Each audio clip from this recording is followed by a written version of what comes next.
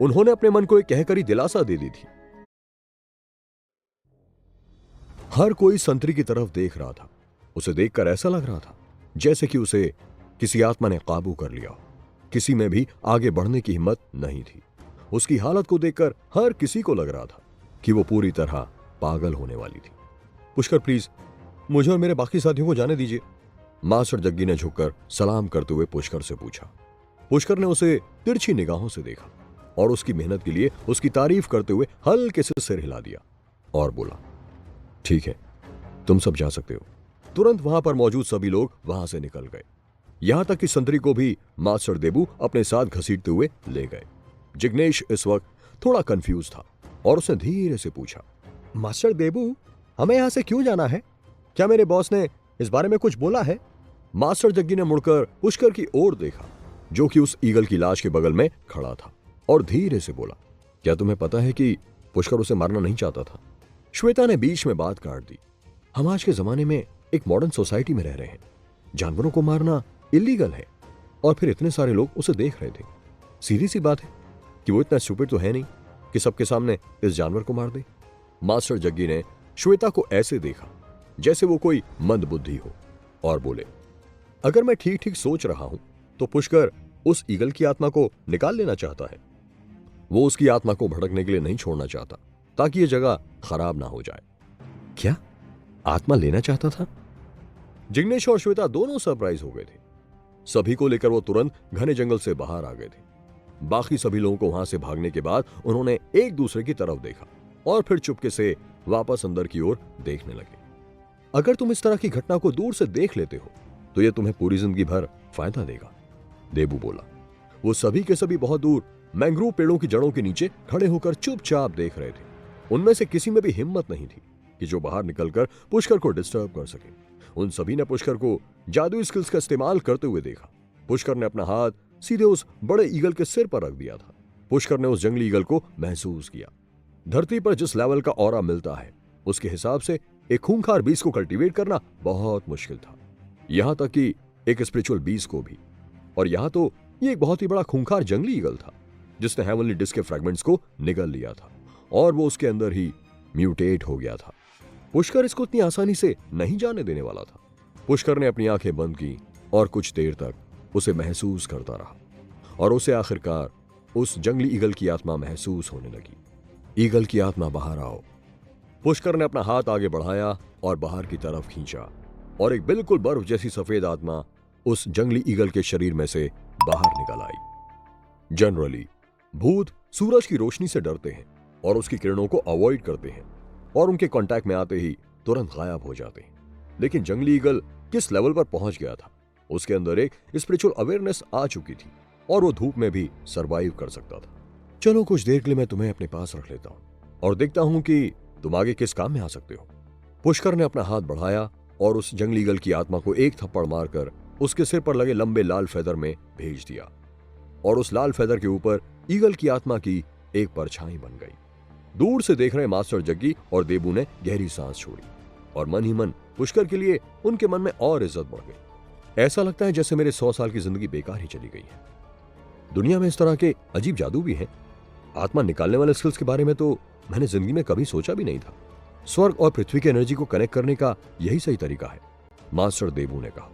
अगर तुम कुछ समय के लिए पुष्कर के चेले बनकर प्रैक्टिस करोगे तो तुम्हारी जिंदगी सफल हो जाएगी, जिग्नेश ने कहा। दोनों मास्टर्स ने एक दूसरे की ओर देखा और मन ही मन तय कर लिया कि उन दोनों को किसी भी तरह से पुष्कर का चेला बनना ही होगा। शायद वो पुष्कर से कुछ सीखकर अपने जीवन में किसी मुकाम पर पहुंच सकते थे। पुष्कर ने उन चारों को दूर से उसको देखते हुए महसूस कर लिया था, लेकिन उसने इग्नोर कर दिया। जंगली ईगल की आत्मा निकालने के बाद उसने दोबारा एल्केमी करना शुरू कर दिया। ये सब मटेरियल्स काफी अच्छे हैं, इन सबको यहां से ट्रांसपोर्ट करके वापस ले जाना पड़ेगा ताकि इनको मैं अपनी दवाइयों के साथ मिलाकर और भी ज्यादा इफेक्टिव बना सकूं। सबसे पहले मैं इस ईगल के खून की गोलियां बनाऊंगा, पुष्कर ने बुदबुदाते हुए कहा। पुष्कर जानता था उस ईगल के मांस के अलावा सबसे ज्यादा कीमती चीज थी उसका खून। इसका खून अनमोल है, इसके खून की एक बूंद भी 1000 साल पुराने जिनसेंग से ज्यादा कीमती है, और वो भी तब जब इसको सीधे सीधे पी लिया जाए। लेकिन एक बार जब मैं इसे दवाइयों में रिफाइन करूंगा तो ये किसी छोटी अमर गोली के बराबर ताकतवर हो जाएगा, जो कि केवल स्वर्ग में ही मिलती है। पुष्कर तुरंत काम पर लग गया। वो कभी भी समय बर्बाद करता था। ये सारा काम करने में उसे 2 दिन और 2 रातें लग गईं और आखिरकार पुष्कर ने काम खत्म कर लिया। बॉस, आपने पिछले 2 दिनों में इतनी सारी दवाइयां रिफाइन की हैं, अब ये किस काम में आने वाली हैं? जिग्नेश ने देखा कि पुष्कर अब रुक चुका था, तो वो सबसे पहले उसके पास पहुंचा और उसके पीछे पीछे बाकी तीनों भी आ गए थे। ऐसा लगता है कि तुम बहुत लालची हो। क्यों? पुष्कर धीमे से मुस्कुराया। जब पुष्कर ने ईगल के खून को एक बहुत बढ़िया दवाई में रिफाइन कर लिया था, तो उसमें से एक बहुत अच्छी खुशबू निकल रही थी। जिग्नेश और बाकी सब जो दूर से देख रहे थे, उसकी खुशबू से अट्रैक्ट होकर पास आ गए थे। क्या बॉस, क्या तुम हमें भी थोड़ा सा ट्राई करने के लिए दोगे? जिग्नेश ने मुस्कुराते हुए अपनी जीभ लपलपाई। जग्गू और देबू की आंखें भी ये सब देखकर चमक रही थी कि वो भी अल्केमी की प्रैक्टिस रोज करते थे, लेकिन जो दवाइयां वो बनाते थे, बस उनसे केवल छोटी मोटी चोट खरोच और दर्द ही ठीक हो सकते थे। जबकि पुष्कर ने जो दवाइयां बनाई थीं, उनमें से बहुत ही अच्छी खुशबू आ रही थी, जो उन दोनों ने अपनी जिंदगी में पहले कभी भी महसूस नहीं की थी। ये सब दवाइयां किस चीज के इलाज में काम आएंगी? कितने कमाल की बात है कि आप इस छोटी सी अल्केमी फर्नेस में भी इतनी बेहतरीन दवाइयां बना सकते हैं। अब आप जाइए और थोड़ी देर आराम कर लीजिए, दोनों मास्टर्स ने कहा। लगता है ये दवाई ही तुम लोगों की किस्मत में है। ठीक है, इसे ट्राई करके देखो। पुष्कर ने चारों को एक एक गोली दी, बिना ये बताए कि उसका क्या असर होने वाला था। दोनों मास्टर्स ने आज्ञाकारी बच्चों की तरह तुरंत उन्हें निगल लिया। इस तरह का टॉनिक? ओ माय गॉड, अगर मैं गलत नहीं हूं तो इससे हमारी इंटरनल स्ट्रेंथ बढ़ेगी, है ना? मास्टर जग्गी ने अपने पेट को सहलाते हुए बोला, और उसे तुरंत महसूस हो रहा था कि मानो उसकी इंटरनल स्ट्रेंथ बढ़ने लगी थी। जल्दी से मेडिटेशन करते हुए इसे अब्सॉर्ब कर लो, मास्टर देबू ने जमीन पर बैठते हुए कहा।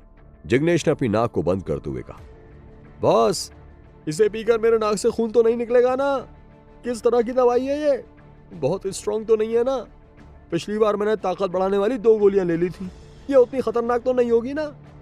श्वेता ने जैसे ही गोली खाई, उसे तुरंत महसूस हुआ कि उसके पूरे शरीर में गजब की ताकत आ गई थी, जैसे कि मानो वो पूरी रात सुकून से सोने के बाद सुबह सुबह जागी हो।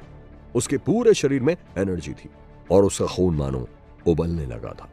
उसकी सारी भूख और थकान एक पल में गायब हो गई थी। क्या दुनिया में इस तरह की जादुई दवाइयां भी होती हैं? श्वेता ने कहा। पुष्कर ने अपना सिर धीमे से हिलाया और उन चारों को 5-5 और गोलियां दी और बाकी सब बंद करके रख दी। उसने इस बार ईगल के खून से बहुत ज्यादा गोलियां रिफाइन की थी। पूरी 1400 गोलियां थी। बाकी गोलियों की तरह इसे बार बार रिफाइन नहीं करना था। इनको ध्यान से रखना होगा और बाकी की गोलियां मैं दादाजी, मां और बहन को दे दूंगा, उन्हें भी इसकी जरूरत होगी, पुष्कर ने सोचा। उसके बाद पुष्कर ने ईगल की दूसरी क्रिस्टल आई को छुआ। ये एक बहुत ही अच्छी चीज थी। वापस जाने के बाद वो इस ईगल की आंख से ब्रेसलेट बनाने वाला था और फिर उसमें स्पिरिट गैदरिंग एरे को जोड़ने वाला था और साथ ही उनमें कई स्पेल्स भी मिलाने वाला था, ताकि उसकी फैमिली उन्हें पहन सके, ताकि ये ब्रेसलेट उनकी रक्षा कर सके। पुष्कर ने तुरंत जिग्नेश से सारा सामान बांधने के लिए कहा। उस ईगल की आंख, उसके तेज पंजे और उसके फेदर, सभी चीजों को वापस लेकर जाना था। थोड़ी देर बाद दोनों मास्टर्स भी अपने मेडिटेशन से उठ खड़े हुए और उनके चेहरे पर जो एक्सप्रेशन थे वो छुपाए नहीं जा सकते थे। वो दोनों एक साथ बोल पड़े, ओह माय गॉड, इस जादुई गोली ने तो हमारी कल्टीवेशन स्किल्स को कम से कम 10 साल आगे बढ़ा दिया है। पुष्कर, आपके इस कमाल के इन्वेंशन के लिए शुक्रिया। हम दोनों भाई इसे जिंदगी भर नहीं भूल पाएंगे। उम्मीद करते हैं कि अगर हम दोनों आपके शिष्य बनना चाहें तो आप बुरा नहीं मानेंगे। दोनों मास्टर्स ने दिल से शुक्रिया अदा किया। पुष्कर ने अपना सिर हिलाया और बोला, मैं अकेले ही चलता हूं, दूसरे लोग मेरे पीछे चलें ये मुझे पसंद नहीं। तुम दोनों अपने रास्ते पर अलग जा सकते हो। दोनों मास्टर्स इस बात को बिल्कुल भी मानना नहीं चाहते थे, लेकिन क्योंकि अब पुष्कर ने ऑर्डर दे दिया था तो उनके पास और कोई ऑप्शन नहीं था। उन्होंने अपने मन को एक कहकर ही दिलासा दे दी थी कि जिंदगी में एक बार उन्हें पुष्कर से मिलने का मौका मिला। अब उन्हें उसका शिष्य बनकर रहने का लालच नहीं करना चाहिए। जिग्नेश तुरंत बोला, बॉस, हम वापस जाएंगे ना? मैंने शिप से कांटेक्ट कर लिया है, वो लक्की का जहाज वापस आ रहा है। हम 3 घंटे बाद जहाज में चढ़कर घर वापस चले जाएंगे। बहुत बढ़िया, पुष्कर ने जिग्नेश की तारीफ करते हुए कहा। वो मन ही मन सोच रहा था कि जिग्नेश को साथ लाने से उसे काफी फायदा हुआ था। 3 घंटे बाद पुष्कर और बाकी सभी लकी की क्रूज शिप पर चढ़ गए। जब क्रू मेंबर्स पुष्कर का सामान जहाज पर चढ़ाने लगे तो वो हैरान हो गए कि अचानक इतना बड़ा बाज कहां से आ गया। खासकर उस ईगल के कटे हुए पंजों को देखकर जो कि बहुत बड़े थे। शिप पर चढ़ने के थोड़ी देर बाद पुष्कर ने अपने मोबाइल फोन को चार्ज किया और अपने घर फोन लगाया। घर पर सब कुछ ठीक था और बात करने से यह भी मालूम चल रहा था कि कॉलेज वालों ने उसके घर पर उसके एब्सेंट होने को लेकर कोई भी शिकायत नहीं की थी। फिर पुष्कर ने सीधे अंकिता को फोन किया और नेचुरली अंकिता पुष्कर से कॉलेज ना आने की वजह से बहुत नाराज थी। जैसे ही पुष्कर ने फोन काटा, जिग्नेश और बाकी सभी घबराते हुए अंदर आए। बॉस, गड़बड़ हो गई। मैंने रंगा से, जो कि पूरा पोर्ट संभालता है, उससे अच्छे से बात कर ली थी। पूरा एग्रीमेंट हो चुका था, लेकिन अब वो बता रहा है कि पोर्ट पर कस्टम वाले छापा मारने आ रहे हैं और उस ईगल के शरीर के पार्ट्स एनिमल प्रोटेक्शन एक्ट के अंदर आते हैं। कस्टम वाले उन सबको उठाकर ले जाएंगे, जिग्नेश ने घबराते हुए कहा। पुष्कर ने फिर से बाहें चढ़ा ली। क्या उसे फिर से महेंद्र परिवार को मदद के लिए कहना होगा? और क्योंकि इस वक्त तो वो लोग देश से भी बाहर हैं, महेंद्र परिवार भी इतनी जल्दी उनकी मदद नहीं कर पाएगा। ठीक इसी वक्त श्वेता, जो कि अभी तक अपनी आइडेंटिटी को छुपा कर रखती थी, तुरंत बोली, वेल एक्चुअली मैं तुम्हारे उन कस्टम वालों से पीछा छुड़ाने में हेल्प कर सकती हूँ, लेकिन पुष्कर, तुम्हें मेरे साथ किसी से मिलने के लिए चलना होगा। पुष्कर के चेहरे पर एक अजीब सा एक्सप्रेशन आए और वो सारी सिचुएशन समझ चुका था। उसने श्वेता से कहा, क्या तुमने कस्टम वालों को यहां बुलाया है? क्या सचमुच श्वेता ने कस्टम को बुलाया था? क्या पुष्कर श्वेता को उसकी इस हरकत की सजा देगा? जानने के लिए सुनते रहिए ये एक्साइटिंग कहानी सिर्फ पॉकेट एफएम पर।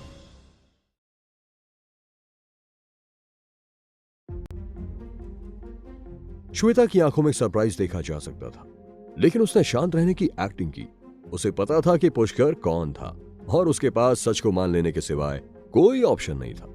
और वो बोली, अगर तुम मुझे प्रॉमिस करोगे कि तुम मेरे साथ किसी से मिलने के लिए चलोगे, तो मीटिंग के बाद आई प्रॉमिस कि सारा सामान तुम्हारे घर तक मैं खुद डिलीवर करवाऊंगी। जिग्नेश तुरंत गुस्से में चिल्लाया, डैम इट, तुम इंटरनल अफेयर्स से हो क्या? तुम तो एक धोखेबाज निकली जिसने बॉस को धोखा दिया है, गद्दार औरत। पुष्कर ने गहरी सांस छोड़ी और बोला, ठीक है। यह सुनने के बाद श्वेता ने भी एक सुकून की सांस छोड़ी।